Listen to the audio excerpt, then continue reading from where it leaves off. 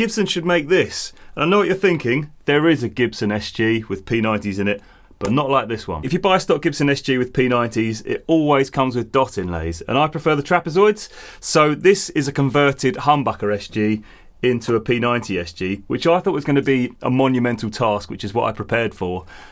It's really simple to do, so I'm going to show you what to do. Firstly, I've got a P90 scratch plate for a Gibson SG, put the link in the description, then you know exactly where things need to go. Once you put that on the body, you'll notice that there's only 3 bits which need removing. One thing I did was put masking tape around the edge of the pickups, around all the cavities, then put the pick guard over it so I could see which bits needed removing, and then I just drew round sort of the 3 corners so I could see which bits of timber need removing. And that kind of makes your life easier. If you're going to take timber away with a Dremel, you don't want to, I mean, you'd have to go absolutely mental to get past the edge of there, but you don't want to ruin a Gibson SG, so you just need to know what you need to remove. Now, I'd already got a P90 router template from Crimson Guitars to do this, because I thought it was going to be a big job. You could do it freehand with a Dremel. This would be a 5-minute job, but I was already prepared, so I used that template to make a larger template which sat over the end of the neck and the bridge pins, because I didn't want to remove, well, you can't remove the neck, but I didn't want to adjust the bridge pins.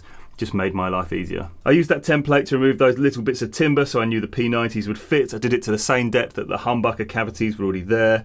I used masking tape and super glue just to hold the template in place, just so it doesn't mark the body. In fairness, it did actually mark the body. There's sort of lines between the tape, so I don't have to spray reactor for that super glue, reacts with the nitrocellulose. So be careful with that. Try and keep all the tape underneath the pick guard, because there's some little lines here, which is another reason to use a Dremel instead of the way I did it. Obviously I checked everything fitted, so I put the P90s inside the body and then the scratch plate on top, just to make sure there was a tiny bit of space around the edge. You don't want it too tight, otherwise it's not going to work properly. Reassembled it. These are Bareknuckle pickups. Now the neck pickup is a Bareknuckle Old Guard and the bridge is a Bareknuckle Nantucket. Now these were suggested by Bareknuckle Ben from Bareknuckle, who I've met since then. I met him at NAMM and at Birmingham Guitar Show. Really nice guy, really helpful. I've done a lot of mods using Bareknuckles, and yeah, I like their pickups, they're very nice. So now I have a P90 Gibson SG, trapezoid inlays.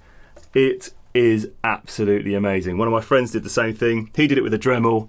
I would probably say use a Dremel if you're comfortable with doing that. Just be careful, use tape to mark exactly which bits need removing. This is 2 single coils and a humbucker slot. There's a video in the corner and in the description. These are both Bareknuckles. That's actually a DiMarzio rails pickup, so instead of HSS, it's more HSH. This is one of the best mods I have ever done. Absolutely love it. So watch that, enjoy, subscribe.